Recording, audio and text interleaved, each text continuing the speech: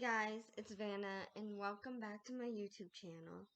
I haven't been posting these kind of videos for a while, mainly because I've been really busy. But anyways, today's video is going to be on the facts of the Texas Chainsaw Massacre, which is one of the scariest horror movies you could ever watch. Literally, like the things I'm about to read are crazy.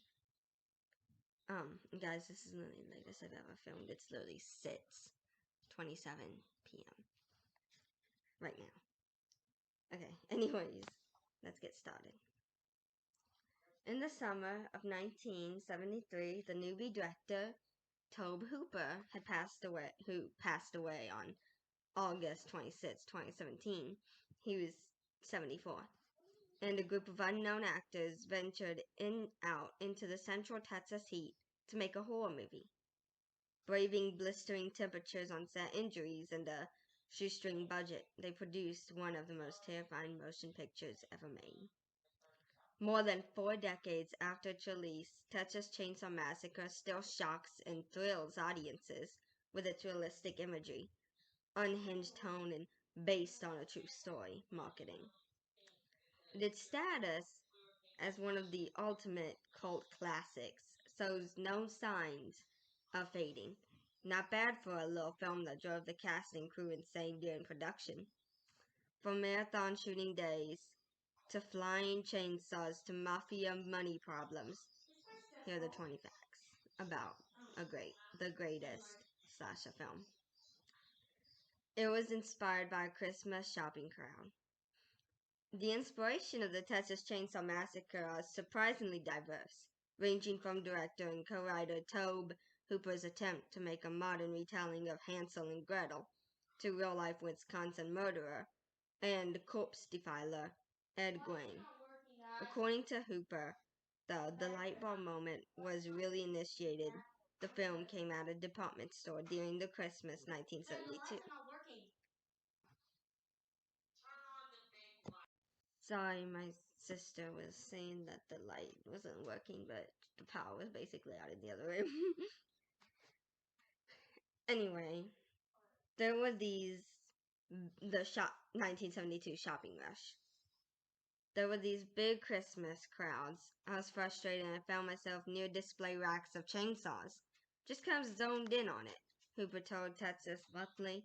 A dead rack focused to the saws, and I thought, I know a way I could get through this crowd really quickly. Went home, sat down, all the channels just tuned in. The Z dice blew through the whole story. And the whole story came to me. And that, in what seemed like 30 seconds, the hitchhiker, the older brother at the gas station, the girl escaping twice, the dinner sequence, people out in the country out of gas. Leatherface is allegedly based on a real person, Hooper knew. Leatherface, the chainsaw-wielding maniac who would go down in history as one of the horror cinematic greatest villain shows, obvious. Ed Gein influence thanks to his mask crafted from human skin. But Gein was not the character's only precursor. The idea of a mask made of human skin actually came to Hooper far more directly and creepily. Before I came up with the chainsaw, Hooper said, the story that had trolls under a bridge changed that to the character eventually became Leatherface. The idea came from a doctor I knew. I remember that he once told me this story about how when he was pre-med student, the class was studying cadavers. He went into the morgue and skinned a cadaver and made a mask for Halloween. We decided Leatherface should have a different human skin mask to fit each of his moods. The Texas Chainsaw Massacre was not the original title. After inspiration struck, Hooper and co-writer Kim Henkel hammered out a script over several weeks and gave it to the eerie title, Head Cheese. named for the scene in which the hitchhiker details the process of how that particular pork product is made. Then it was changed to the menacing working title of Leatherface. Wasn't until a week before shooting was set to begin that even the eventual title arrived, suggests to Hooper and Hansen by Warren. I can never say his last name. Scarron, I think. Then have the Texas Film Commission, who helped the project get financing. It is not a true story. Though the real crimes of Ed Gwynn did influence Hooper and Hansen in their writing, the idea that the Texas Chainsaw Massacre itself based on a true story is something that grew out of the marketing of the film. The opening narration, which promised the film, which you're about to see, is an account of the tragedy which befell a group of five youths, certainly helped that get along, as did the original poster and its promise that what happened is true.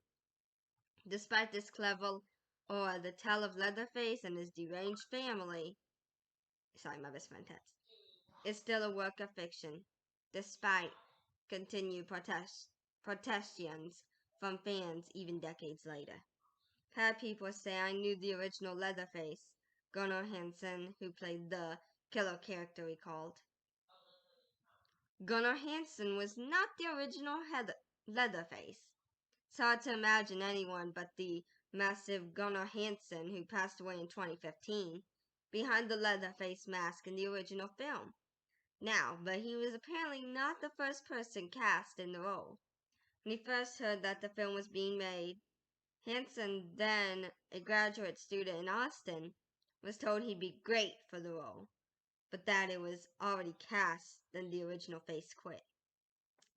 2 weeks later, Hansen recalled, the same guy calls and says, the guy who was hired as the killer is holed up drunk in a motel and won't come out. There's a lot of bad karma surrounding this movie and I'm quitting.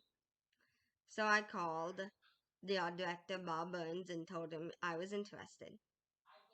Hansen, who stood 6'4" and weighed 300 pounds, won the role from Hooper on sight. Leatherface was inspired by real mental patients, with no real dialogue apart from a gibberish scene that Hooper eventually cut to drive his character and his facial expressions hidden by a mask. Hansen had to come up with other ways to express who he thought Leatherface was. Hooper wanted the character to squeal like a pig. Hansen went out into the country and studied a friend's pig. Then to capture the mental stability of the character, he went to an Austin mental hospital and had studied the movements of the patients there, which he then incorporated into his performance. Tobe Hooper really wanted a PG rating. Despite its reputation for gruesome, humiliation, and gore, much of the violence in Texas Chainsaw Massacre is suggested rather than directly depicted. This is because Hooper was hoping for a PG rating so that the film could reach a wider audience. There was no PG-13 at the time, and was told by the Motion Picture Association of America that he could help his cause if he limited the amount of on-screen blood.